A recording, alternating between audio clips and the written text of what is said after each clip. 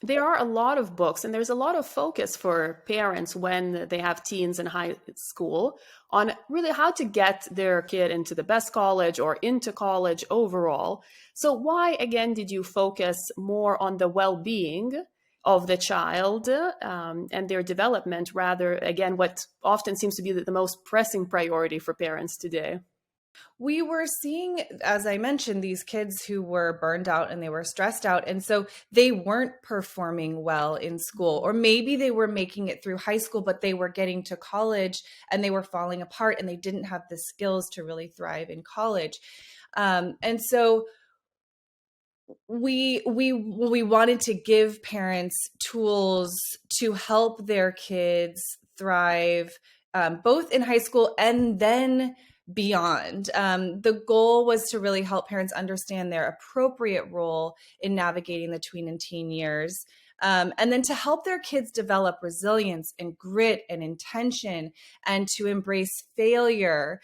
We even talk about self-reliance and purpose and intention and setting goals, so that when they got to college, they could thrive.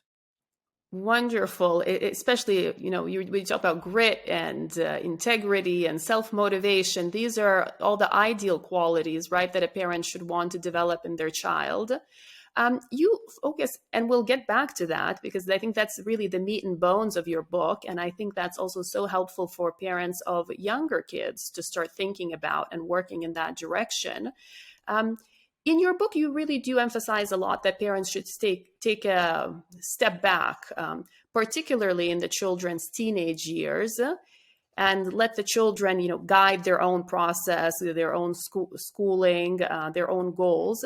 When do you think parents should start making steps like that? Because still, you can say in elementary school and middle school, the parent is still largely the manager of their children's lives, their children's schooling.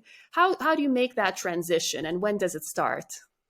So I think you can actually start decently early with age appropriate tasks. So yes, you are largely the manager when your child is in elementary school. When they start to get into middle school, you can start to give them a bit more autonomy. But I think that there are some very potent ways to help kids develop self-advocacy skills very early on. So some examples that we do in our home are when we go to a restaurant, my kids must order their food.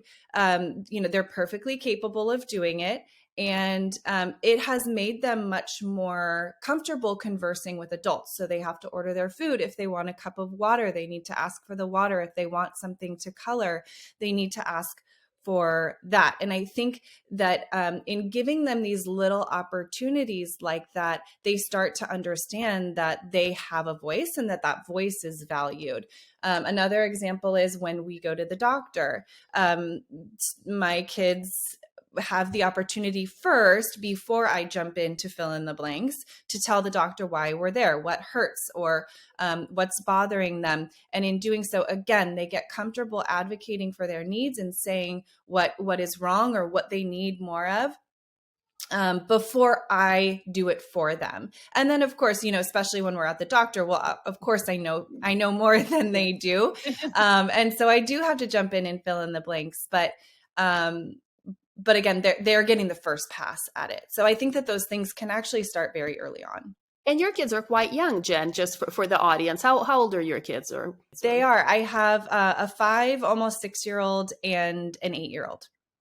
Okay, so from the age of 5 and 8, you're teaching them to self-advocate and to have their own voice and being able to communicate and articulate with adults. I mean, that's a wonderful, I think, advice for parents. And yeah, and I think your philosophy. There are lots of these small opportunities. I think as parents, we're just I'm the parent, and it's easier a lot of the time. It's easier to jump in and just tell the doctor why we're there because it takes less time.